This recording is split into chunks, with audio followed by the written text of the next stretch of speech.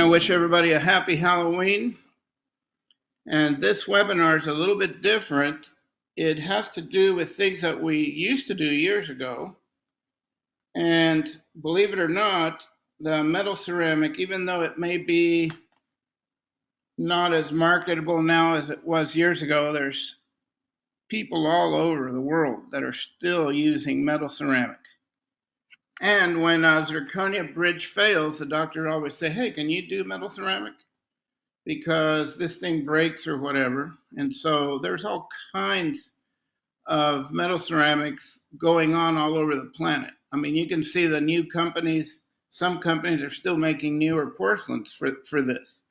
But I mean, it is absolutely declining in popularity. There's several reasons for that. So when you talk about how you make metal ceramics look good, one big problem is that it's impossible for light to go through metal. It's really that simple. So what you have to do is if you get a chance to get Dr. McLean's book, The Science and Art of Dental Ceramics, he addressed this. The book was published around 1973. And it shows the difference in this slide of the incident light and what a tooth does to the light compared to what a metal ceramic does to the light. I remember on one occasion we had a very famous dentist that does his own porcelain. He was lecturing and he said that this looks so good, we don't really need metal ceramic. We don't really need all ceramic. We can get the look with metal ceramic. And then I told him, I asked a question. I said, well, then why are you cutting back the metal 3 millimeters up from the margin? If it's so good, why don't you just leave the metal all the way down there? Of course, he was very angry with me later after the presentation, even though he's a friend and I taught him.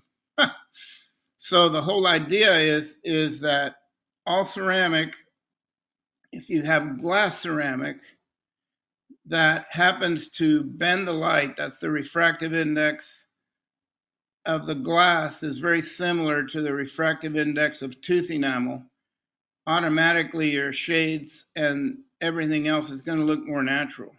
Once you have increased reflection, look at all the steps that you have to take. You have to block the metal out with an opaque and all this.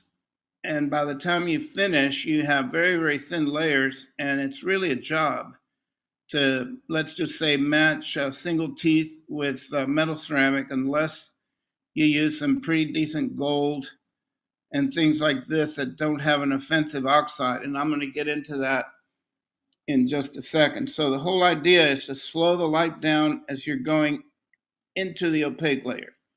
I always think of a featherweight boxer or lightweight, middleweight, welterweight, whatever.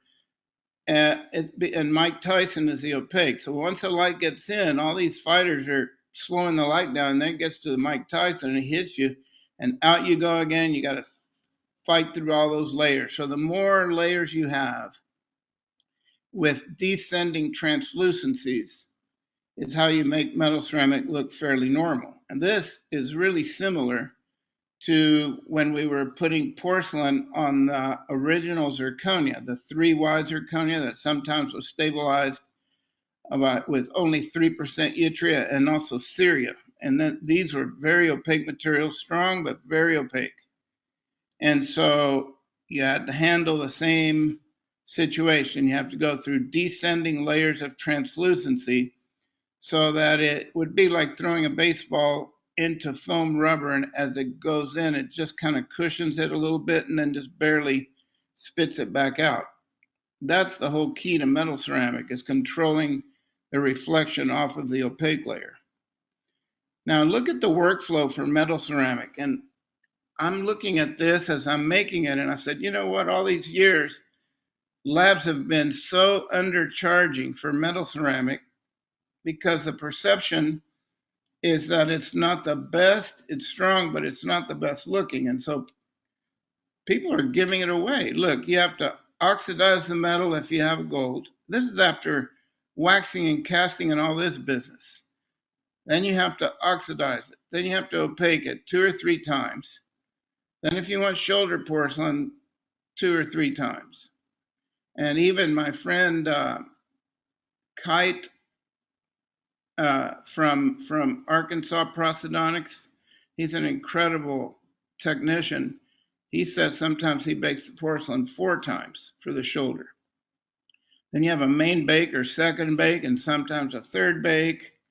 Then you have to contour and finish, and then you color and glaze or correct.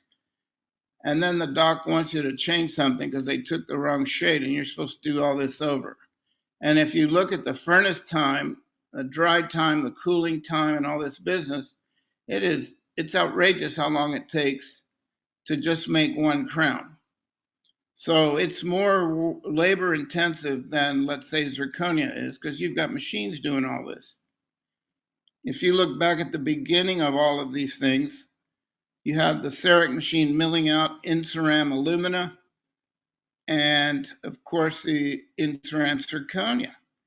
And then after all these expensive machines would make only copings, like the lava machine, $250,000, and you'd make coping, and you had to finish the margins by hand because they were so fat, because the machines couldn't reproduce those fine edges. So it was up to the lab technician to reduce the margin so they wouldn't be so thick.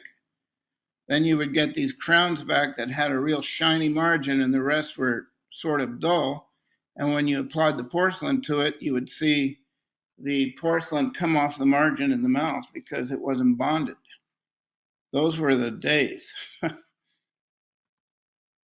So the troubleshooting of metal ceramics has been one of my duties working for whatever distributor VITA had, going back to 1978 in January when I moved to California to work for Unitech Corporation as a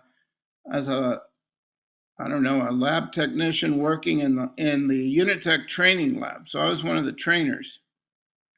And of course, back then, the popularity of the nickel chrome alloys and chrome cobalt alloys became very popular because the price of gold at that time spiked pretty high. It's nothing compared to what it is today, but if you look at it on relative terms, when you were buying Degussa alloys, Degudent G, Degudent H, Degudent N, et cetera, those metals were designed with VITA by Degussa to have a perfect match of expansion. So the biggest calls that I get is, well, the porcelain is cracking, or the porcelain is bubbling, or the porcelain is coming off the framework, or the porcelain is discoloring, or the porcelain has little dark specks, or the porcelain looks gray, or the porcelain has dark margins. And one of the biggest problems is thermal mismatch. I misspelled thermal, by the way. And this is because the American companies like Ceramco, all these porcelains fall under what you call a Weinstein patent. So Dr. Weinstein was a dentist in Manhattan. And he was the first to patent porcelain fused to metal and protect it, and that was known as Ceramco porcelain. Now, when you make these porcelains, the percentages of fluxing agents to lower the temperature of the silica you use can create expansion one way or another. The other thing is the addition of lucite crystals, like an empress crown was strengthened with lucite. That increases the expansion depending on how you cool it. So the thermal expansion, you can see it's sort of like an accordion. So the alloy has fixed expansions unless you burn it up during casting. But the porcelains always have floating expansions. And this is the same thing with zirconia. If you overfire your veneering material, if you choose to use one for some critical cases, and then you do 3 or 4 bakes, you can actually change the expansion a little bit, and you can have some cracking problems in the veneering porcelain, but it's rare compared to metal ceramic. It's absolutely rare. So the coefficient of thermal expansion is critical in every porcelain, and it has to basically match up with your metal. A good way to explain thermal expansion is if you go to hug your grandkid and you squeeze him real hard, that you're compressing that kid. If he doesn't want you, he's going to push back, say, I don't want you to hug me. And so if you have over compression, the best way to tell if your metal is too high expansion and your porcelain is too low expansion is you'll see a horizontal crack wherever your coping or your crown ends. It's just a perfect semicircle on most copings. If the coefficient of expansion of the metal is too high for the porcelain, then the fractures will be from the margin to the incisal or vice versa, and they can go anywhere. And a lot of times, like in the case of the finesse porcelain made by Jelenko, or Dentsupply, excuse me, when they first brought that out, people that had been using Olympia were putting finesse porcelain and it was pulling off like a jacket. You could literally fire the porcelain and the metal was so small compared to the expansion of that porcelain that it would literally, some of them would come off like a whole jacket. So that would be a tensile fracture. The other one is a compressive fracture. So if your porcelain, like VITA porcelain, has always been a slightly lower expansion, especially the VMK68 and the original Omega, which are beautiful materials. Now, when that VMK68 started selling in the United States, people were buying, especially in the New York, New Jersey area, they were buying metals that were made for Ceramco porcelain, which is a higher expansion. And so then you would say, well, this VITA porcelain's no good. You can bake Ceramco on a car bumper. I mean, I got so sick and tired of hearing all that stuff. It's because these people were not buying the alloys that matched up in thermal expansion to the porcelain. So if you want to increase the expansion of your porcelain, you need to slow cool it. Now, what is the trick here? The trick is you have to know where the lucite crystals start to grow. It would be like if you put an ice tray in a freezer and you'd see those little shoots, and then finally you form an ice cube. Well, those ice cubes are hard to get out of that tray because they're expanding. So if you would think of putting more lucite in a crown like Empress, the expansion of Empress was 18 times 10 to the minus 6 inch per inch per degree centigrade, where metal ceramic originally was 12.8 for Omega 900, or excuse me, Omega, and VMK 68 was about 13.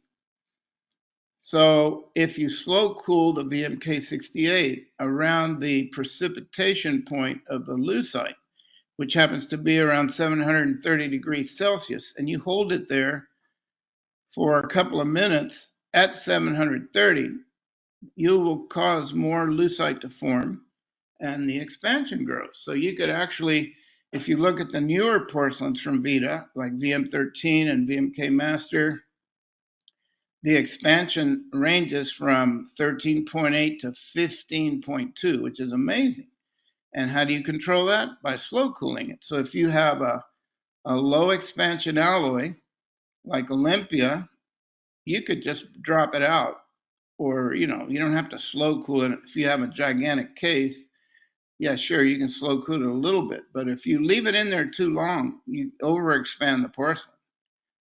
And that's no good either. So basically, anything in the lower expansion range of alloys, 13.8 to 14.2, you can bring it out.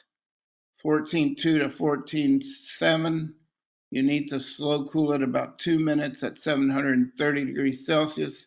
If you're using some incredibly high expansion alloy, some are in the 15 range, then you need to leave it 3 minutes, and that expansion of the porcelain will grow more to match that alloy. That's how that works. So sometimes it's how you cool it. Now, if you overbake it and all the glass comes out, you're going to lower the expansion. So you need to make sure if you're going to bake your ceramic, whether it's zirconia or metal, If you know you're going to have 2 or 3 bakes on a big case, then fire the bonding layer, of course, but the bakes you should have just a little bit cooler, because by the time you go, remember it's time and temperature, so you could go 3 bakes at a lower temperature. By the time you're almost finished, your porcelain is going to be perfect. But if you overfire it the first time, they always say, well, drop 10 degrees every time you bake it, blah, blah, blah, blah, blah. Well, what if you start off at 910? By the time you bake it 3 times at 870, that's too low. It's too cold. So I go to the sweet spot where the porcelain is just looking good. It's not going to be so shiny. And then I can repeat that temperature. I don't need to drop 10 degrees every time you bake and all that. To me, that's ridiculous.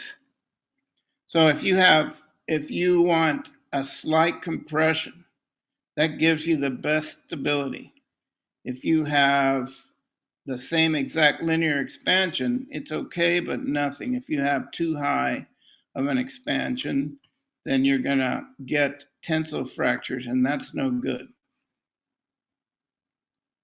So the CTE under tensile stress, you're going to see the metal alloy. You have to have this tensile stress. That's the most important thing, is not to go with an alloy that's way too high in expansion, because this is the worst type of catastrophic failure when you use too high expansion alloy. And of course, the compressive is the strongest. That's like you bear hugging the coping. And that's what you want. You want that to squeeze a little bit. So there's plenty of alloys. There's plenty of porcelains out there that work just fine. You just have to make sure of the range of the porcelain, firing range, and the expansion range, which is clearly called out, at least in the VITA manuals, and recommended slow cools for these different ceramic materials. It's really important that you do that. And of course, that makes it stronger. That's me posing there in the porcelain. So the VMK Master Working Instructions on page 6, you can see where I put it on there. You can download this, and it will tell you exactly what's happening. Practical experience of CTE range. Look how wide that is, 13.8 to 15.2. And you can get really, really good metal to porcelain adaptation if you just follow those rules. And most of these things are measured from 25 degrees Celsius to 600, from 14 to 14.4. And so this also allows for higher expansions, but you have to slow cool, and that calls it out. So you can, it says here on the bottom line, if the alloy has a higher thermal expansion, cooling from 9 to 700 must not be completed in less than 3 minutes. You see that? That's really critical. So the whole point is I leave it in there. I set my furnace at 700 for the cool down and leave it in there 3 minutes. And I'm really good if I use a high expansion alloy. But sometimes a lab will want me to put porcelain on one of their frameworks, and they send me some different frameworks, and I try to tell them to use something within that range, but I can't be that demanding, so I can fiddle with the porcelain expansion. In 1984, I had the pleasure of meeting Makoto Yamamoto. He passed away this past year, and he has the most complete work of metal ceramic of anyone I've ever seen, and I've read just about every book possible. And this gentleman researched the metal ceramic, just an unbelievable book. And it's not in print anymore, but believe it or not, you can buy some on eBay and on the internet, some as high as $2,000 for this book. And it's a real work of art. And so on that page, you can see examples of tensile stress fractures, and in the corners, and it's all about controlling the lucite crystal growth. In the beginning, the shofu material had terrific problems controlling the expansion. So you have to really know what you're doing. Those people finally got it, but I can tell you that it's not easy. And so these people would build up porcelain, and then it would be sitting there in the case pan, and you'd see these fractures all over the place. And that's because the porcelain took off, expanded too high. So they once refined the lucite crystal size and the amount, and it worked just fine, but it took a little doing. So the innovation is based on the properties of lucite, whose presence in porcelain allows the thermal expansion to be adjusted to that of metals. Do you see how easy that is? So the suppression of changes occurring during the cool down of the product leads to the enhanced fracture toughness of the porcelain. And there I put slow cooling and holding at 730 increases the expansion. Now think about this. Ceramco porcelain, the flexural strength of the original Weinstein patent, which is still, most of the porcelains that are used today fall under that patent, even though that's expired forever, but that is incredible. Now the flexural strength of Ceramco porcelain 1, Ceramco 1, is 63 megapascals. Most of the more modern porcelains are 130, 120, 100, it could range. Now, how can Ceramco porcelain on non-precious metal last forever? It's because the bond strength is incredible between the opaque and the metal. And that's because they dialed in the expansion. So that's where they would say you could stick Ceramco porcelain on a car bumper and things like that. But the whole idea is that it's adjusted very well so that it really grabs onto the metal. And VITA, right now, the standard for the ISO, I believe they use Olympia and VM13. Maybe Jim could tell us that, but I think Dr. Giordano, I saw some of the papers for the ISO, and they use that as a standard. It's a 52% gold alloy, if you don't know what Olympia is. That was made, the inventor was a gentleman by the name of Joseph Tasillo, who worked for Jelenko. Then he opened Five Star Alloy. He's from South Africa. And then he was one of the main guys at Argen for a long time. Very sharp metallurgist. So when you look at some of the studies of the fractures and failures of porcelain, metal ceramic, this is a very, very sharp dentist by the name of Susan Scherer. She's at the University of Geneva. She's a prosthodontist, a researcher, and a biomaterials expert. And these are the people that you need to depend on to look at failures. As a lab guy, I don't have an electron scanning microscope. I don't have any of this business. So I can look at it and say, yeah, that sucker cracked. And that's all I can tell you. Why did it crack? Well, I think I know, but I'm not sure. And so once they start digging in, all of these defects that you see in these crowns, they almost look like a seashell, the pattern. When you study fractography, which is a topic of research, there's books on it. These people analyze what's known as the Haeckel lines, which are these lines that radiate from a point and then they spread out looking like a seashell. You can go back to architecture that the Greeks did, and when you have a flaw in a stone, they chip very similar to what this is. And this is called Haeckel lines, and this way you can tell the main point of stress, which on the second picture on the left, you can see where the defect hit. It looks like a little shadowed area. That area right there is where that failure started.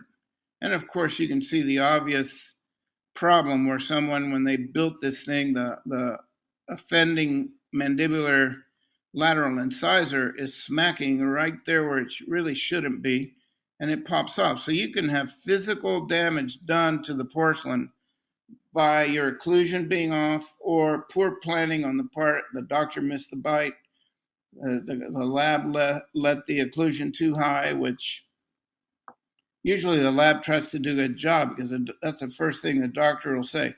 The crown's too high. Well, that's because your crown isn't seating all the way, and I'll explain that in a minute. But you see the hackle lines, they go, it's almost like a semicircular pattern. And there they can analyze the main points of stress and why these things failed. So we depend on those people to let us know what really happened, compared to just looking at something and say, well, it broke, but I don't know why it broke. So if you have the thermal expansion of the alloy, again, to repeat, is too high, porcelain will crack following the contour of the framework. That's a compressive crack, and it usually runs on anterior teeth from left to right or right to left. If you have a coping that's shaped like a nice half moon, that's where you're going to follow that crack. And it's not just because the expansion is off. You could have a perfectly matched alloy and you get a very similar crack. But that is caused by another problem, and I'm going to tell you that in a second. In the case of ceramica, the expansion of the alloy, if it's too low, the porcelain will debond and come off like a jacket, or the crown will run from incisal edge to the margin. So the top is ceramical porcelain with an alloy for VITA, and VITA porcelain with an alloy for ceramical. Definitely won't work. So when you look at all this and you look at failed problems, it's easier for a human being to repeat a failed task and hope that it works a second time. But the reason you do that is because it takes a lot more time and brain power to get to the bottom of the problem and solve it. It's like, well, the thing miscast, something miscast or something broke. Well, why did it break? I don't know. Just do it over. We've got to get it out the door. That's not solving the problem. So once you know the problem, once you identify the problem, you can create a solution. If you don't know what it is, you're in trouble.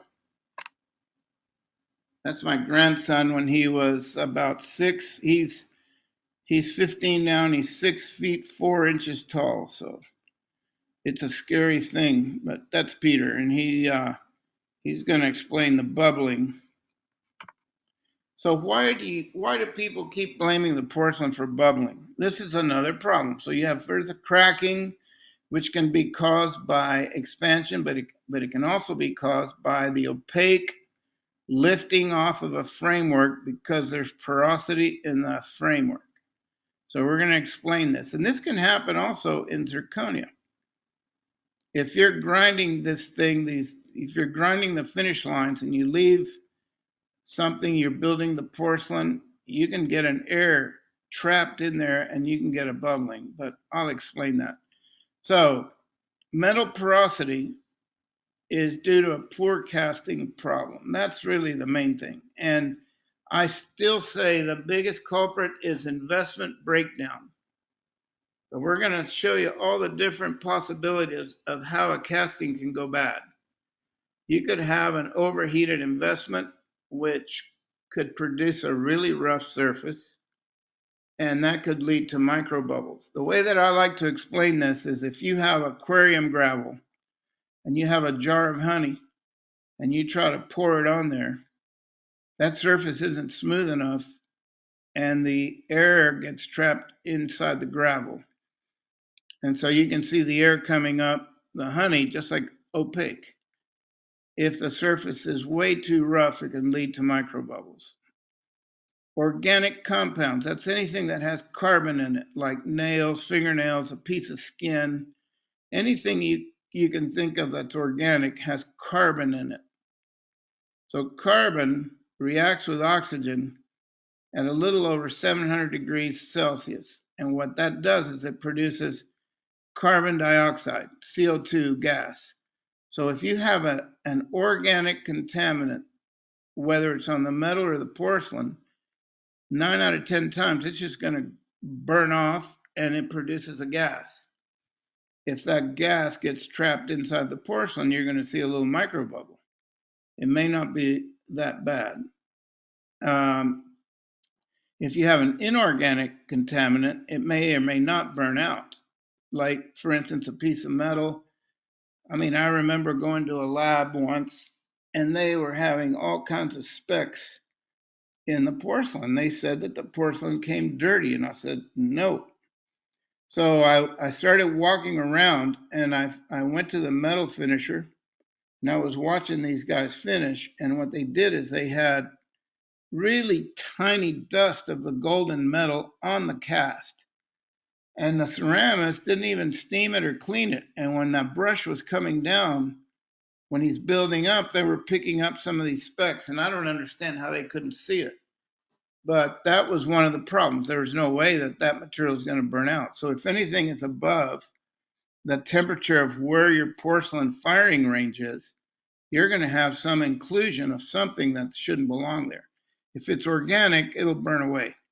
This is why it's so critical when you use a lower fusing porcelain, like the Lumex AC or what do you call it, Emax Ceram or Lisi, any of those that are out. There's a lot of them. You got to make sure you work a lot cleaner because it's only firing to like a little over 740, 750. So you have more of a chance of capturing some inclusion or some inorganic material. So that's something you have to think about when you use a lower fusing porcelain. You have to work a little, be more vigilant to dirt and contamination. In 1984, Yamamoto had this very, very simple graphic that he drew. And if you've worked with metals enough, and you look at how you finish the alloy, you have so many different things that can go wrong because you're changing phases. Every time you have wax, as soon as you pull the wax pattern off of the die, it may distort. If you even have a tiny little air inclusion inside of a wax pattern, when the investment heats up, which I'm going to talk about in a second, it can expand the air inside, and you'll get a casting with a perfect little hole in the middle, and you say, what the heck happened here? And that's because there was an air bubble trapped in your wax up. And then when the investment heats up, it softens the wax, the air heats up, and it expands. It's like a balloon. You blow a balloon up inside your house with your hot air, and you go outside and the balloon shrinks. But if you fill it with cold air and you bring it inside, that balloon will increase in size. So whenever you have any contaminant, like something in the metal and a little bit of porosity in the metal, and you heat it up, the airspace inside the metal is following a very simple gas law. It's pressure times the volume equals pressure times the volume. So P1V1 has to equal P2V2. So if you heat that up, the air expands more. And if you pull vacuum and you decrease the pressure on the outside of the metal, the air volume has to increase. That's what vacuum is. So once you heat that up, you always see the bubbling or any problem on porcelain fused to metal or any dirt that you may have included in the zirconia buildup. First bake seems to be okay because the air is going through the soft particles. Once the first bake is done and the porcelain is no longer a powder, but it's sort of like a jelly now, a softer plastic, it's harder for the air to go from the bottom to the top. And then you maybe see a shadow. And then when you try to second bake it, you'll start to see what some people in the South refer to as a frog eye, which is where the gases bubble is increasing and it goes through the surface.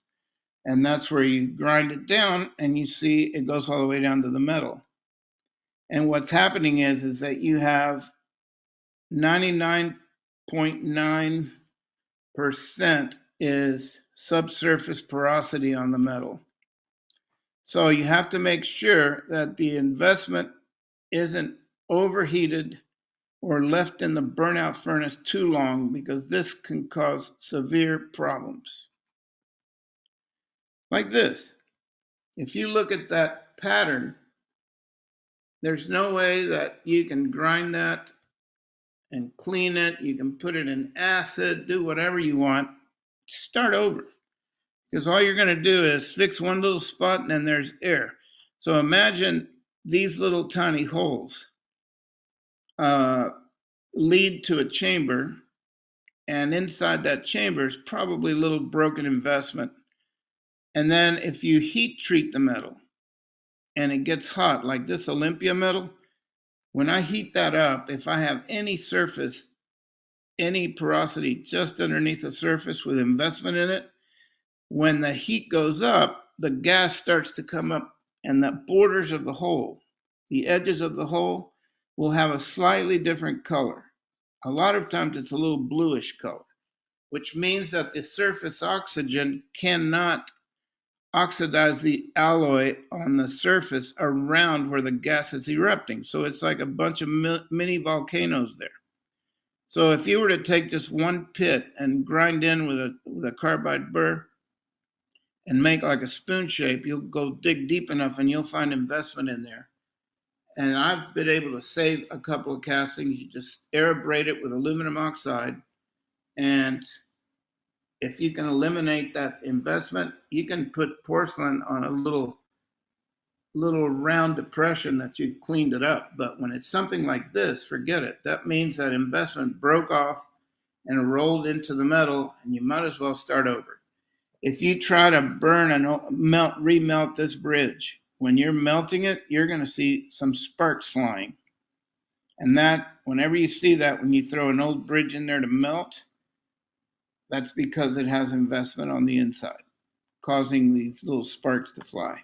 Not sparks like fireworks, but you'll see a totally different reaction than if you had a clean pennyweight and you were melting it, or a solid casting or a solid button. So, this is in Mammoth Cave, Kentucky.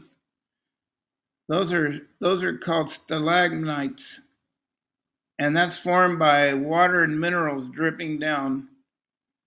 And I'm telling you that if you overheat your investment and you put it in a casting machine, especially these fancy casting machines that have a motor, and they're induction casting machines, and the metal gets heated up first, and then that crucible goes up, and then you hear a big smack. That is enough to break the investment down. So I prefer torch casting a million times better than those centrifugal induction casting machines. I do like pressure vacuum machines where you don't have the centrifuge or this armature coming up and really smacking the ring and the cradle really hard. That'll cause the investment to break apart and fall into where the gold or the alloy is going to fill the patterns. And that's where you see irregular margins, means that too soft of investments flew all the way to the end of the casting. And instead of having real sharp margins, you'll see little pieces missing. That's where the investment was carried all the way through. So you have too long of a burnout, the wax transition between the sprue or the base, wherever that metal is going to go, it's got to be super smooth. The casting machine slams into the crucible. The use of plastic sprues, unless they really are low melting plastic, you need to put a little coating of wax on it, just like if you're going to use them to press with a reservoir. You got to make sure that that plastic can expand and go out that hole, because if you've ever seen a plastic sprue, set it on top of a ring of investment and look at it in the burnout oven, it starts to bubble. It's almost like how you make candy. You get this real thick, clear, or whatever the color of the sprue is, and just that enough right there can break the investment a little bit if the investment is weakened.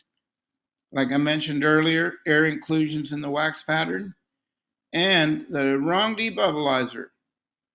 So the quickest test for a debubblizer is shake the bottle. And if you see bubbles coming to the top of your debubblizer bottle, don't use it. That's got soap in it. The ones that work the best are the Kerr vacuum film and the Degussa. They don't make it anymore, but it's the blue color one. They have to smell like alcohol. Once you apply that on there, the alcohol evaporates and it leaves the most microscopic film of a surface tension reducer, and the investment flows in there beautifully. So these are some of the causes that you see in some of these things. So if I ask somebody, what caused this? I would get 20 different answers, 30 maybe. And most of it is because the investment is, the metal is porous. And so when you heat it up and pull vacuum, the air inside that coping where the porosity is just going to lift. Look at the surface, how rough it is on that molar with the big chunk out of the center. That's terrible. That's not an air abraded finish. That's a ground surface, and someone decided to or not to oxidize it.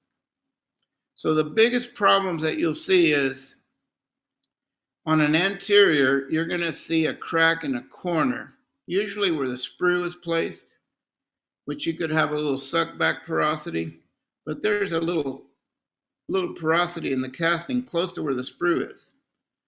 Usually because the pattern was placed too low in the ring and not close enough to the edge, so that the sprue connection is still in the quote-unquote thermal zone of the ring, and as the margins cool, it can suck metal into the casting.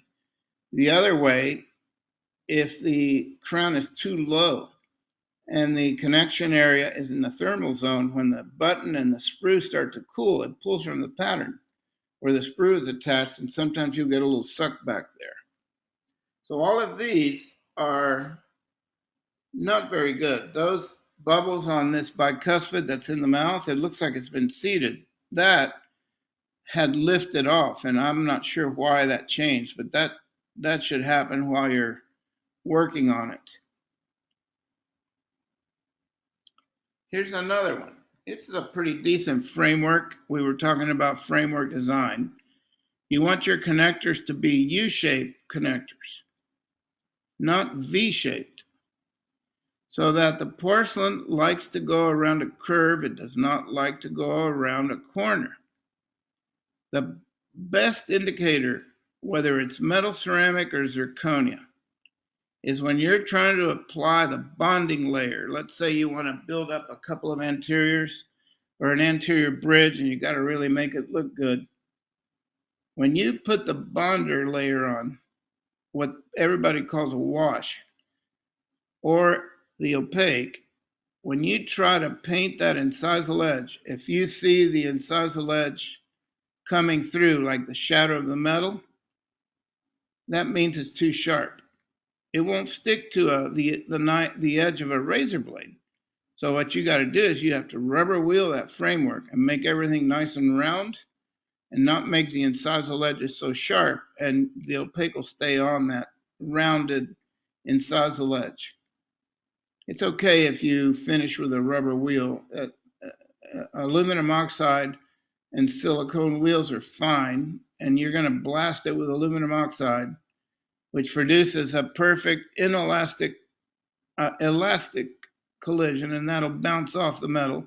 And then you steam it or clean it up however you want, and there's no contamination from the rubber wheel. A little piece of rubber wheel isn't going to argue with aluminum oxide coming at it in the metal ceramic at 60 psi. With zirconia, you don't need to rubber wheel those, but I do. I just make sure it's rounded edges. It's better for the porcelain.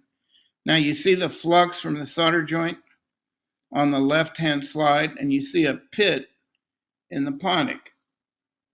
That framework is unacceptable. This guy soldered it, and I said, I'm not using this because it's going to be trouble later. So you either grind that hole out and make sure there's nothing in there, especially in the ponics, and you need to heat treat it 2 or 3 times to make sure that glass is out, and sandblast that solder joint until the flux comes out. Most metal ceramics that are 52% up, gold and higher, you don't really need flux. If it's a less expensive alloy, like high palladium alloy and all that, they're nasty to work with. And they're very difficult to solder without flux. So this is another problem. If you leave that solder without checking that there's no more flux in it, that'll lift the porcelain off right then and there. Now look at this. This coping, I taught the guy, do a beautiful job finishing the metal, and then he sends it to me like this. It's got 2 holes in it, and they've soldered over it. And it's an awful looking solder joint there with the flux, but look how nice and round everything. That would be a super acceptable design for a PFM, but I start over. I don't like stuff like that. First of all, there's no bonding to the solder, and that's a centric cusp.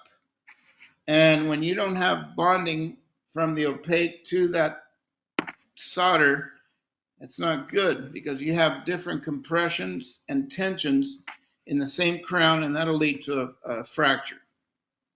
Soldering should be left to low stress area in a crown. Look at this. How can somebody have the, in Spanish, cojones to send that out? That is a bubble in a solder joint. That means that when they were trying to solder that area, there's still porosity in the coping, and when it's heated up, the gas is coming up and it's not allowing the solder to flow there. It's resisting. That's like a volcano just shooting up air. That's no good. That's got to be gone. So that's an unacceptable one. Start over. This is a PFM bridge. You see all the little spots? Those are not on the outside. Those are on the inside. So when you have something like that, start over. These are investment inclusions that are caused during casting because the investment is breaking down. There's really not much more to say. That's the number one problem. Now, when you do pressable ceramics, vis-a-vis Emax, Ambria, etc., you can also have investment breakdown. And so it's really critical that you don't let's just say you don't want to leave the ring so long in the burnout oven. And I mean, I've seen labs, I walk in there, they got 5, 6 rings in there. Then they press one, then they close the door, then there's another one, and then, I mean, it's like, how long is it going to take to get to the 5th ring? So that thing is in there. The first one that went in was the one all the way in the back. So that thing's been sitting there forever. So it's really, you got to watch what you're doing or get yourself a couple of burnout furnaces and make sure that you press the first one in as the first one pressed, not the other way around. Each investment is going to handle a little bit different. You got to think about what it is that you're doing wrong. Try to think of the problem and not just do it over. So the wax used in casting or pressing is really important. Has anybody here ever measured the setting temperature, quote unquote, how hot does your investment get while it's setting up? If you've done enough of these, you can hardly touch the ring. If you use a metal ring in the past with a liner, those rings get so hot you can't touch them hardly. So if your wax is fairly low temperature wax, it has to be higher than how hot your investment is getting, because it can distort the wax pattern. Like I said before, if you have air inclusion in the wax, it's going to expand the air. The wax pattern softens and the air goes through, and the investment follows the air, and you get a little perfect little hole in the middle of a casting or a pressing, and you say, what the hell? How did that happen? I didn't do anything. So soft waxes with air inclusions will melt and the investment will move into the pattern. And the soft margin waxes will melt and distort the margins. wherever you attach your sprues with a softer wax sometimes can melt, and the pattern actually will fall off, or it'll change the angle. Where you thought you sprued it straight up and down or just a little angled, it'll fall over. So you can't have tiny air inclusions in the wax. You have to use an instrument and not a brush to fill your patterns, whether you're pressing Emax type materials or casting. Use a little tiny metal, I don't know, one of those little probes where you can put the investment into the pattern. And then before that, of course, you need to use, I use Kerr vacuum film. That's a godsend. That material is the best there is, and they still sell it, and it's not expensive. Now, the biggest mistake that people make when investing is that they vibrate the hell out of this stuff. Think about what you're doing. You take and you fill in the pattern, you fill the holes in first, or somebody that's, they can pour the whole ring up and they wait till they get just to the edge of the margin and then they tilt it and all this, and they're good at it and they can fill the pattern up. But typically you'd fill the pattern first. Now what happens is they make sure and they start vibrating the investment. So if you've ever looked at investment under a microscope, and depending on the type of investment that you're using, you have different scenarios. You've got all kinds of different particle sizes and distributions. So that if you have big particles and little particles, when you vibrate it too much, the heavy particles go all the way to the bottom of the ring former or the sprue former, and the watery stuff with the thin little particle goes all the way up to the margins. And then usually those castings, you're going to see like fins all over the casting or fins all over your pressing, because you're ruining the distribution of particle sizes that these guys that make it work so hard to get. So you have to think about that. There's a knowledge disconnect between the ceramic engineer or the metallurgist that makes these things to the end user. It's hard to find any of these engineers or people that make the products that talk to the end user, which is a lab technician. I mean, I have a time and I have pretty good connections, and it's like, look, I need to ask you about this or whatever. And the most two influential people that helped me at Unitech from, I was there quite a few years, but when I lived in California, there is a gentleman by the name of Dinesh Tandon who went on to open his own business, and he developed the Vestra Fine investment, which I was sort of responsible for. I asked him if he could make a high fusing investment that's as smooth as Beauty Cast, which was for yellow gold castings, and you could brush it off with a toothbrush. And I said, I want a high heat investment so I can cast gold and non-precious in it. He says, well, I'll bring one over in the morning. And I was flabbergasted. I said, tomorrow morning? Yeah. And he already had it. Working on investments to cast parts for braces, the buccal tubes, and all these little fancy things. Believe it or not, a lot of those buccal tubes where the wire would run through in orthodontics, those are cast. And it would take 48 hours or more to set, and it would be under a little vibration. It was almost like a talc. And it would take forever to flow up and push the air out of the buccal tubes. And Unitech hired this guy. They had a 30% or so casting efficiency. And after he was hired, after the first month, they were up over 90%. And all he did is he changed the investments and the setting times and all that. And the metallurgist was a gentleman by the name of Min Tsai. He and his wife graduated top of their class at MIT, and Dinesh Tandon graduated from Oxford in England as a metallurgist, what they call a solid state metallurgist. So these people were so good to me, and they answered every question I had, and they knew the limits of my brain, so they didn't overwhelm me. But they made me understand a lot of these things, and I'm forever grateful to them. The Dinesh Tandon, his company was called Emden International, and he sold it to Henry Schein. So you can still get this beautiful investment through Henry Schein. It's called Vestrafine.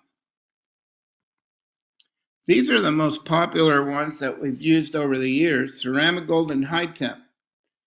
Now you should know the difference. If you look on the right where it says high temp, it says carbon-free investment for non-precious and palladium alloys. And the other one on the left, it's got carbon in it. Phosphate investment with carbon for crown and bridge and ceramic gold alloys. If any of you have used ceramic gold, you will notice that the burnout temperature for high gold like Olympia type and the Degussa metals like Degunent G or anything that's above 52%, when you burn that out, you burn it out at around 1250. The high temp burns out at 14 and change. You'll notice that sometimes when you break out the ceramic gold, it falls apart in your hand and it's gray on the outside. Around the patterns, it's a little gray, and then you'll see it black. And what the reason that they put carbon in there, or graphite carbon, is so that when that ring is heating up, it's producing carbon dioxide constantly. That's why you don't want to overheat it or leave it in there too long, because you will make ceramic gold turn into high temp, which doesn't have carbon, and it really gets hard to break out. So by putting this graphite in there, you have a CO2 atmosphere, and it's impossible for your metals to oxidize and stick to the investment like they do with high temp. So if you have a non-precious alloy or base metal, which is what you should call them, they really stick to the investment. The palladium, not so bad, but the most of the chrome, cobalt, and all that, you have what's called a reaction layer. Now, Dinesh Tandon made Starbest, but he had other deoxidizers that were not carbon, and you could cast anything into those and they would come out pretty darn clean. And so the whole idea is not to overheat the investment in the ceramic gold, which is still being used today, to produce beautiful, shiny gold castings.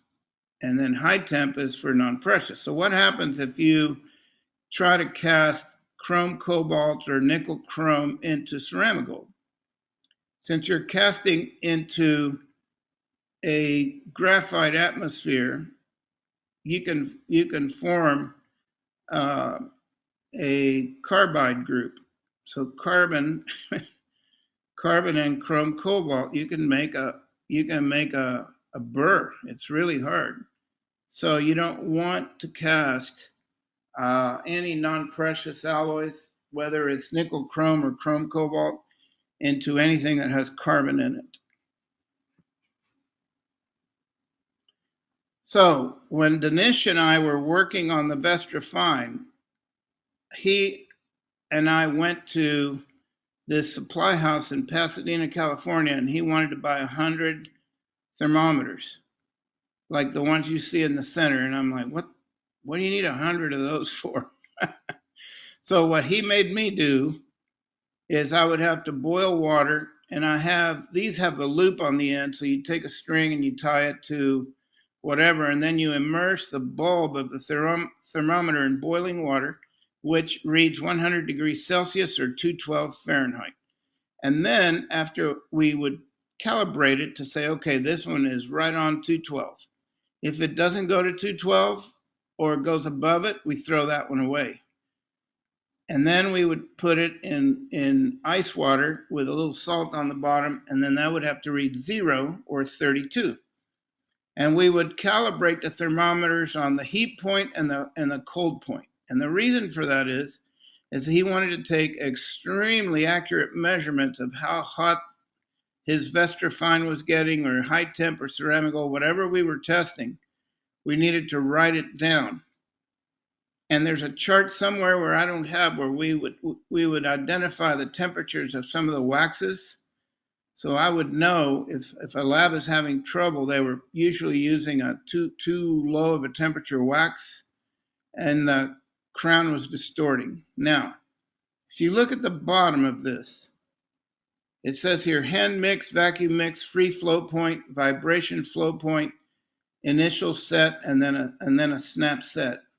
So the way we figured, he timed 3 or 4 technicians in there. When you take the liquid, you put the liquid in the bowl, then you hand mix it for about a minute, up to a minute. You could do it quicker. Then we would vacuum mix it in the vacuvester for about a minute. Then we were able to put it in the pattern and flow it in where it would say free flow point. And sometimes when it would start to stiffen up just a little or it wasn't flowing as smooth, we would have what's called a vibration flow point, which means that if you just tap it on the vibrator, it would still run to fill the rest of the ring up to the top or whatever. And then you want a snap set. You want initial set, but then all of a sudden you want it to snap, like an alginate impression. That way it captures everything.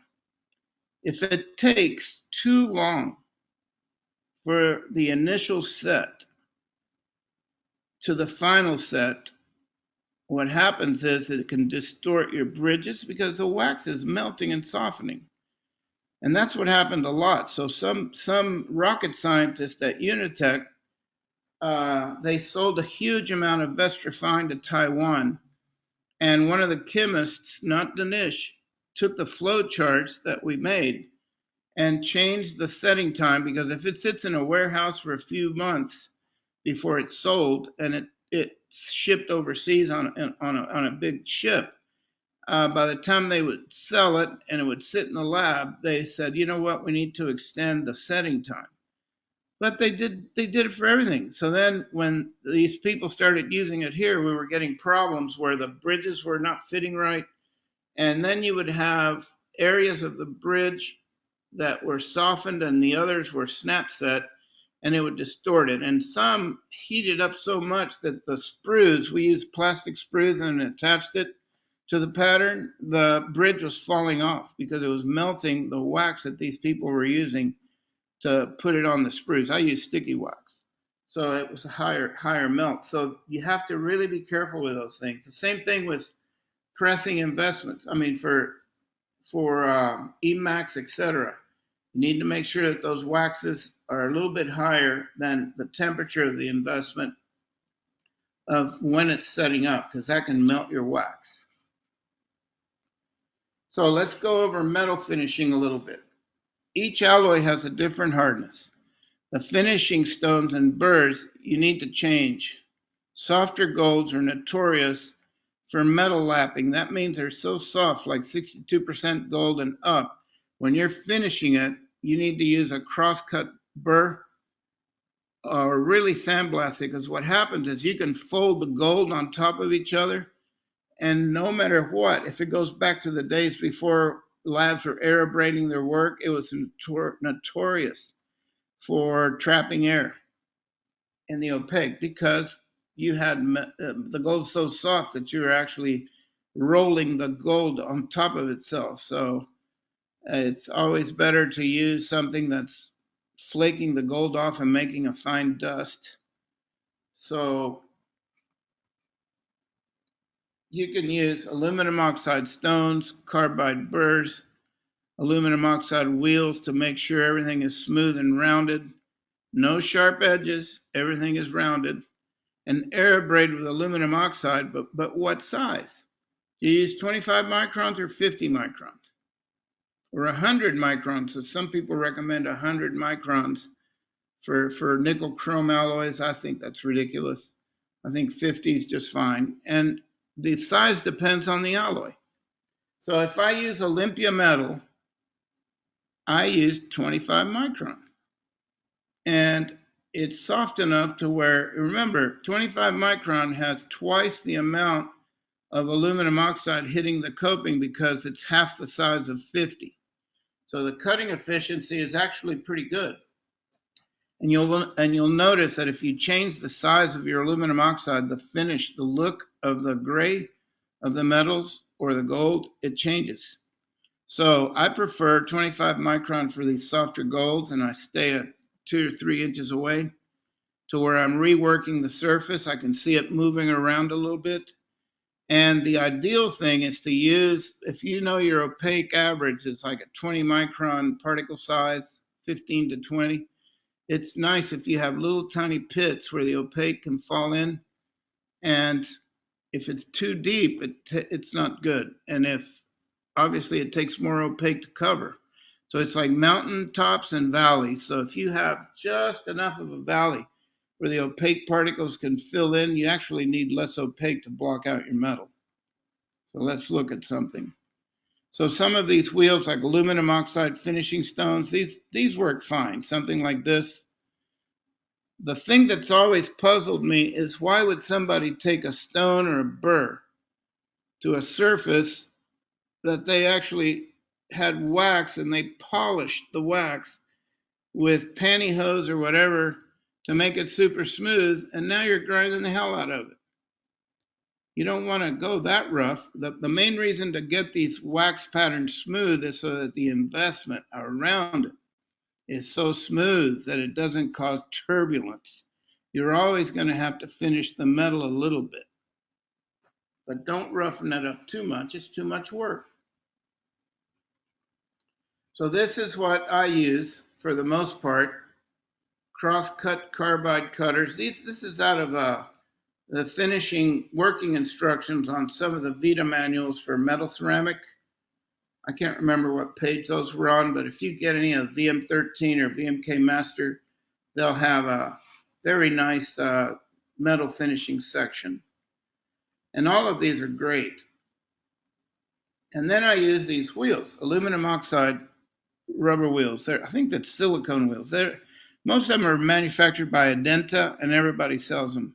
And they really cut. That's like a utility wheel. It's really smooth. And then, again, like I said before, why are you going to use a rubber wheel on metal? Isn't that going to contaminate it or whatever? No, because you're going to blow it with aluminum oxide. And a little piece of rubber wheel or aluminum oxide is not going to survive the aluminum oxide. Now, if you think that your porcelain is bubbling and you're blaming the porcelain, this is the test. This is how Olympia looks now. It's Argent Olympia. Take a piece of platinum foil, cut a small piece, put your porcelain on there with your liquid or distilled water, whatever you use, and then fire it normally. And then fire it 100 times. And you're not going to get any bubbles because aluminum oxide, platinum foil has no porosity. Neither do these pennyweight ingots. So if somebody's blaming the porcelain for bubbling, unless someone deliberately puts something in the porcelain bottle, metals just don't bubble if they're solid. And porcelain doesn't bubble unless you boil it. And that's like way, way high. Silica boils at 1300 degrees. So you're just not going to go that high. So the whole idea is to make people realize that it's a framework full of investment that is causing your major problems. So that's a test. Clean platinum foil, clean pennyweight, put some opaque on it, fire it, throw your porcelain on there, fire it 100 times, nothing's going to happen. So this is what I do. I finish these things down with a rubber wheel, U-shaped connectors, and then I sandblast it to where it looks like that. And then once you put the opaque on there, the opaque and that texture will want to flow off, and it's a lot easier to opaque. Now let's go over these famous opaque washes. So you have to minimize the reflection off of the framework, which is what McLean, Hubbard, and Kedge told you in 1973. You need to support the porcelain, but you can't have so much metal that it reflects so much light. This is what's happening with zirconia today. When you do a cutback for zirconia, or even a full contour zirconia crown, there's very little translucency compared to natural teeth, so that you could have the physical form, everything matched perfectly, but the zirconia teeth look larger than the real teeth, than human teeth, because they're more reflective. So the more metal you use, especially mesially and distally and towards the incisal, the bigger the metal framework is, the bigger the crown is going to look, even though physically they're identical. So think of the reflection of the object versus the light transmission. So you have the optical size and the physical size of an object. That really matters. So with these, you can make a beautiful bridge. Just allow a little bit of light to go through the proximals and about 2 millimeters from the incisal edge. Let's talk about the oxidation. You're going to see a gold-plated coping like a Captech type thing or a Graham Technologies. Then you have all different kinds of alloys. So it's not so much the color of the alloy, it's the solubility of the oxide in the glass. This is what they use to color your porcelains. Metallic oxides are placed into the zirconia and to your regular porcelains at some percentage, which is what the ceramic engineer does, and they come up with your shades. So sometimes you could have an alloy that is fairly low oxidation. Let's say silver palladium. They look nice and clean, but if you put VITA porcelain on silver palladium, it can only take a certain percentage, and then you start to see the porcelain in the old days would turn like greenish yellow, et cetera, et cetera. And then I believe Williams porcelain, they started putting a deoxidizer in it. But what happens is that the deoxidizer would turn white and the material would become more opaque. So Vita's always wanted a soft, translucent porcelain. And that's why we don't really like silver alloys. So you could do, the ideal thing is 52% gold. That's a beautiful metal to work, but you can use all of them. So just remember that it's not so much that the oxide color is really bad, it's how soluble it is in your glass. Now, let's say that the doctor says, well, I want you to use non-precious or chrome cobalt or whatever. None of them have beryllium anymore to speak of. And so what happens is every time you fire a non-precious metal or a palladium alloy over and over, oxidize it, first opaque, second opaque, first margin, first bake, second bake, glaze, blah, blah, blah. Every single time, the inside of the coping is oxidizing little by little. And so when you get a casting and you fit it on your die after casting, you say, wow, that looks pretty good. By the time you finish putting the porcelain on it, you've baked it 6-7 times. The oxidation is way too much. You clean it and it's loose. It doesn't ever fit as well as it did after casting because you're oxidizing metal away from the casting. So if it's too tight, don't mess with it. Barely, just, give it a little kiss. But if you fire it too many times, you're going to see that it loosens up. And that's because the metal is oxidizing away. It's reacting with oxygen and producing an oxide. When you use a high gold, like the Degudent or any of the Argent, like the really high, like 80%, 82, 85, whatever. There's too many of them. They put 2 or 3% of base metals in there, like tin and indium. Those are really good for bonding. And so what happens is you have to force those to produce an oxide layer. So after your air abrasion with aluminum oxide, you run them up in the furnace for a certain rate of climb, and usually it's an air fire program, and then you'll produce a sort of a color, and that will bond to it, but it's minimal. So if you were to try to oxidize, all this stuff about, I'm going to degas the metal. Metals don't gas. that's you're burning crap off of the metal is what you're doing. So if you do a good sandblasting, and I have a really high oxidizing alloy, I never oxidize it. I run it up, I sandblast it, and I put the opaque on it. I don't leave anything on there because it's a waste of time. And the other thing that I do is, like I mentioned, it's not 100% the oxide color. If it's too black or too gray, your porcelain will look gray, and so will your margins. Even shoulder porcelains, it's very hard to do that. So if they want shoulder porcelains, they got to use a nicer metal. So controlling the oxidation of alloys. An opaque wash is really not the best idea for a lot of alloys. What is the purpose of a wash?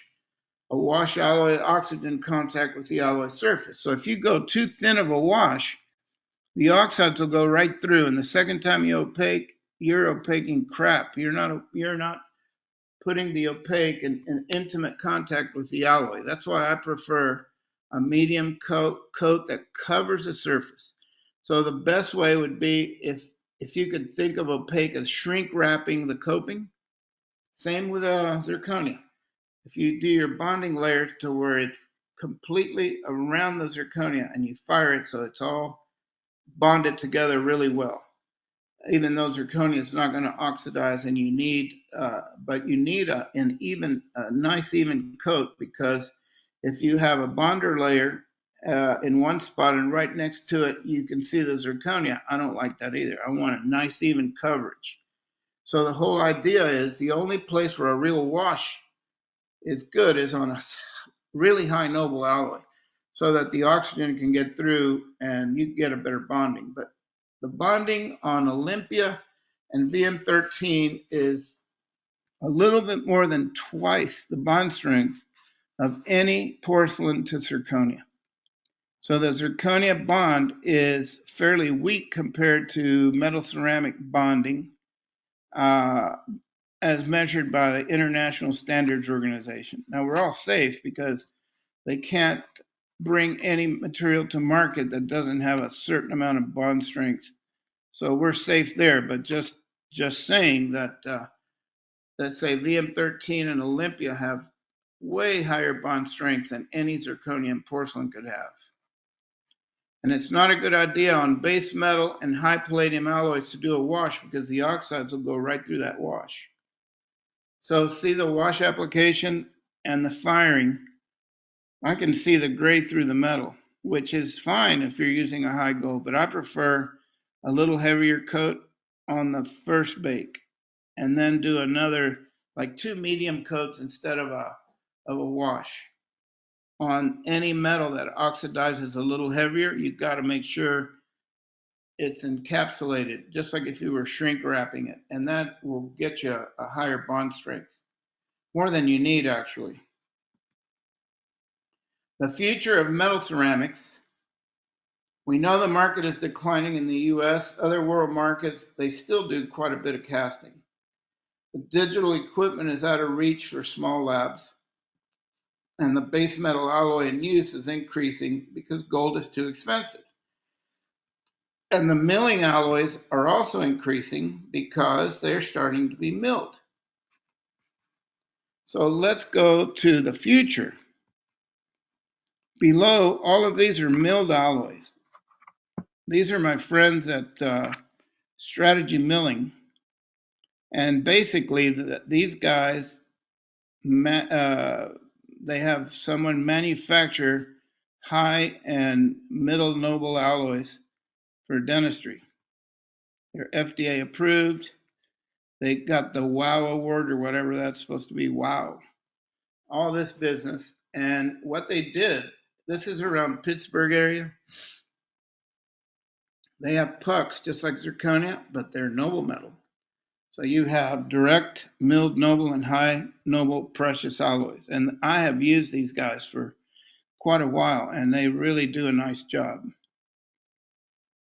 They have a high gold ceramic alloy, which is beautiful, but again, it's expensive. But the doctors have to understand that this is what it has to be if they want a good metal ceramic. And then they have another one which is silver color, but it's like a gold, lower gold content. They have one that's 41% gold, which is the lowest noble alloy approved by the ADA. And so they have everything you need. And it's really incredible how well everything fits. And then they also make a chrome cobalt alloy, and we use those when we do a lot of unit built frameworks where we have these guys mill it in titanium, or we're fusing directly to porcelain. I don't particularly like this for putting porcelain on because it's too dark. But we can opaque it and then put individual crowns on top of those nice preps. So the sky's the limit these days, and they've been in business for a while now. So it looks like it says 11 years here. I've been working with them for about half that time, and of course titanium. So you can also make the frameworks for partial dentures with titanium, and I mean they really do a nice job. Well, I want to thank you guys for listening, and hope to see you next year again. Let me stop sharing the screen.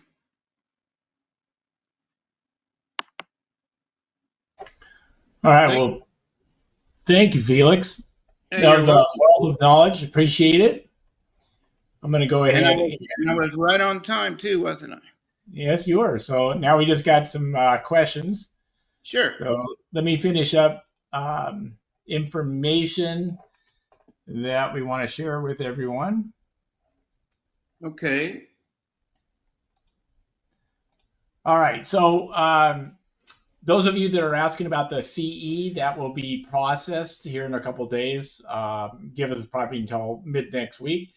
The copy, the recording of the webinar will be posted to the VITA North America YouTube channel here in a couple of days as well, as soon as we process that. If you need to get a hold of anyone in your area as far as VITA goes, here is this information.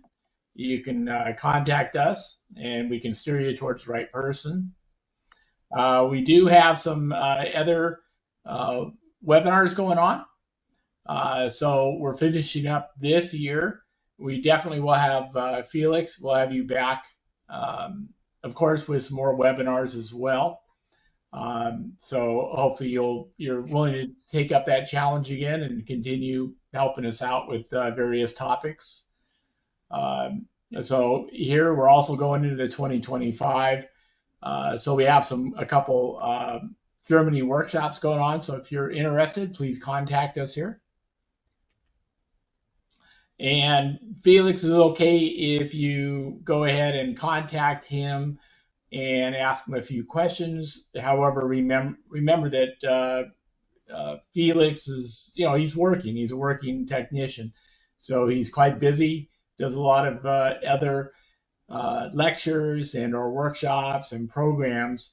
So if he doesn't get back to you right away, give him a little bit of freedom to get back to you when he can. So don't take him too much.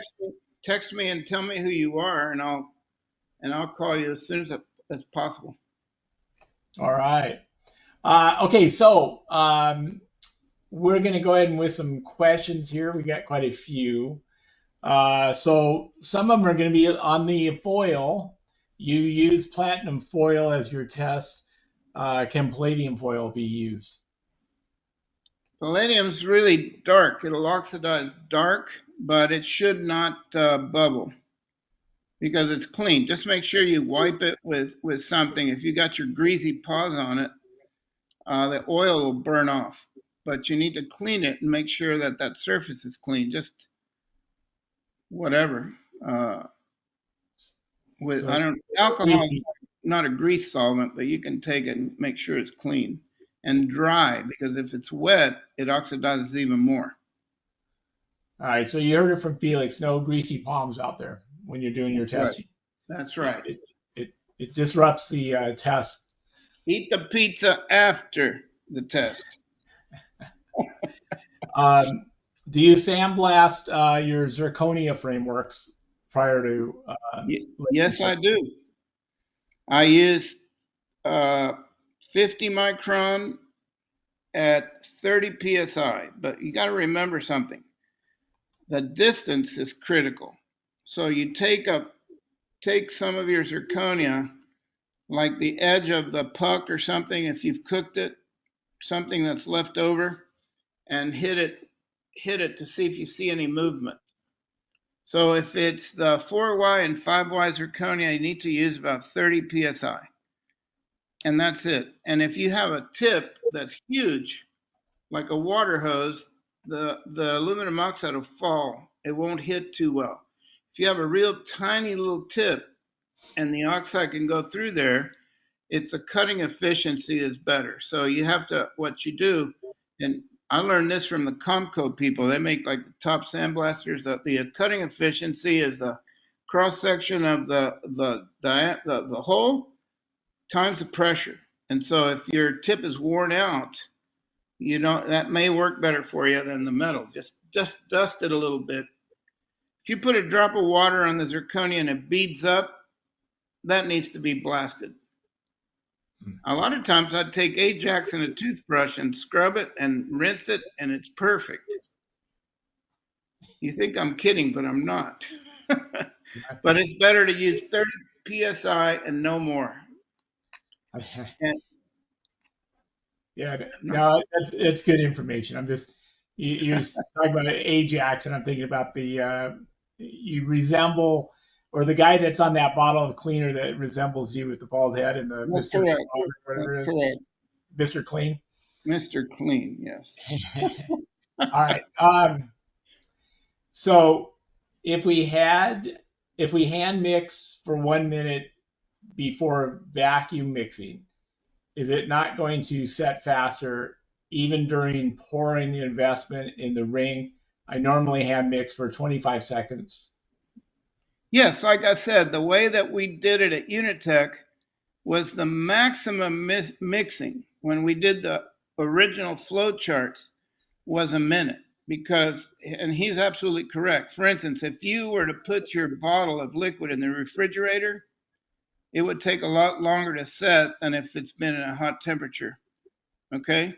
So you can mix for 25 seconds, no problem. If that's what it takes for you to be able to do that, that's fine. The maximum that we were allowing for those tests was 1 minute. But again, you can mix it quicker. If you have a 2X or 3X, depending on the old metal ones, we used to have like a full arch casting. It would take a lot longer than 25 seconds to mix these gigantic envelopes with 2 or 3 envelopes and all that. But we made sure the liquid was cold.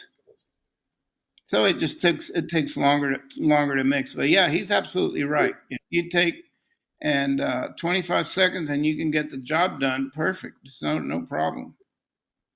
Yeah, if there's no problems coming out of it, then don't None fix whatsoever. it. So if you mix them 1 minute and it's setting up too quick, then don't mix it for a minute. Yep. And a lot of times it's the speed of the vacuum investor. I remember the original Whip Mix vacuum investor had a rubber ring, like a metal shaft with a little rubber ring, and you put it in there, and if you held it, it would spin like way too fast. And a lot of labs had those that would go like a million miles a minute, and that would make it set up really fast. Then they had the one that's 450 RPMs, where you have to click it into that shaft, and then it would start to mix. Those were slower mixes. I have a Degussa vacuum vester, and that one goes pretty slow. But yeah, he's correct. 1 minute may be too long, but if you cool the liquid, it's probably right on the edge. That's what we did. We made certain limits as to how far we could mix, how far we could vacuum mix, how far it would pour out without having to vibrate, then a little bit more for vibrating. And then the best thing is snap. I remember Dr. McLean saying that the best impression materials would be like an alginate, where it's nice and soft. You put it in there, and then bam, snap set. That's what he said the investments should be like. where you could work with it, and then once it's around those patterns, bam, that way it captures everything without overheating the wax patterns, which can cause distortion. All right. The other question is, I use cobalt chromium, and after I opaque, sometimes in patches it comes out violet, brownish, reddish, brownish through the opaque. Yeah. Any idea what's going on there? Typically, when you use a chrome cobalt alloy, when you aerabrate it, you should use 50 micron, but you got to make sure that the pressure is equal everywhere, because those metals that oxidize a lot, if you were to take, for instance, the aerabrasive unit and sandblast the facial with a certain pressure, like for chrome cobalt, you need to be at around, as soon as you devest it, you should use 80 psi to remove the reaction layer from that's stuck to the investment. That you have to do with nickel chrome alloys or chrome cobalt. You got to make sure there's no investment left on the surface, because those metals get overheated a lot of times, and when you go in the ring, if it's really sticking, you need to blow that off before you grind on it. And then after you shape it up like you want, you can rubber wheel the edges, anything that's sharp, round everything off, and then sandblast it really well, and make sure that the distance and the pressure goes all around even, because you could blast the facial with a certain distance and pressure, and then do the lingual at a different one, and when you run it up, it'll change the color of the oxide, because you have more or less surface area to react with the oxygen. But yeah, that's palladium alloy that has copper in it. When it's overheated, will also turn a brownish pinkish, not just chrome cobalt. Okay. Just a couple more questions. We're often asked this. One question is, can you tell us the difference between why they measure metal at 600 degrees and porcelain at 500 degrees for the CTE range? Well, in Europe, they go 25 to 500, and in the US, they go 25 to 600. There's almost no difference whatsoever. It's just whatever they decided to do on it. It won't make but a tenth of an expense. Like 14.4 would be at 500. Maybe you'd get 14.3 or 14.5 at 600. It's like minimal, the difference. That's So it's it. insignificant. It is, and the thing is, a lot of the older porcelains, you would start off at 600. It depends on the glass point of the porcelain. When it's starting to cool down, most of those start to transition. That's like when you do the eutectic diagrams, where you have the first liquidus point or the first solidus point, and then you can measure and you can see where the porcelain is sort of like a jello or a plastic, and then when it really starts to come down and cool, the metal has to be at a fairly close range to that, so that there's no huge thermal mismatch. But it's almost insignificant. All right. Last question here, kind of off topic, but not off topic. The question was, I press. Can I overburn my investment when I press? Yes. Yeah, because I've seen like the lab I work with in Naples, they were having trouble pressing, and the girl had put eight rings in there, and one at a time, and the pressing furnace takes a while, and it's like, how long have these things been in here? So by the time the first ring comes out, the other ones are still in there for how long? How long is the pressing cycle? I said, you need to buy 2 or 3 more burnout furnaces. You know what I mean? Or 2 or more pressing ovens. If you've got that much volume, you can't just leave those rings in there, because it'll cause the investment to break down a little bit. So All right. you can break it down by time, or you can really break it down by temperature. So if you go way too high, you can always debilitate it, but the time that it sits there, it can get bad. Well, So we have lots of furnaces, press furnaces we can sell. So if there you any go. needs additional press furnaces, let us know. Felix, appreciate you taking time out of your day to do this webinar. It's a wealth of knowledge, like as always. I keep telling you, write a book, get it published. I know you're slowly working on that. Any last words, comments to the audience? By the time I finish my book, none of the stuff I'm writing about will be used.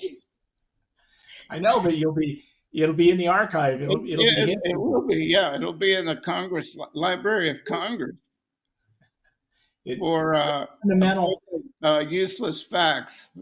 I don't know. The fundamental knowledge, I'm not sure No, is no, really I'll tell you, needless.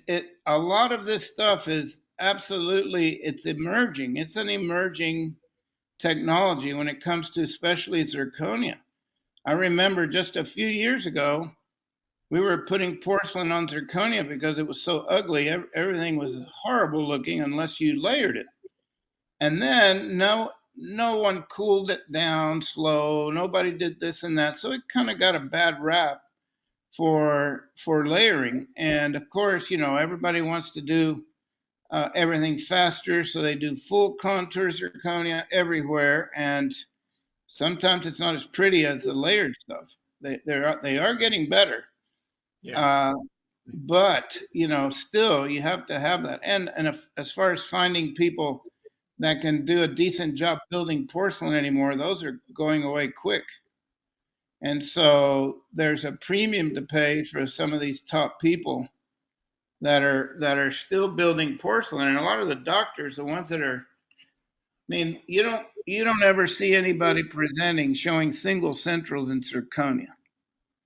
That's where you know that there's no way. Even though I've seen them close, you have to have the type of tooth that happens to look like the puck you're using to get close. You see what I mean?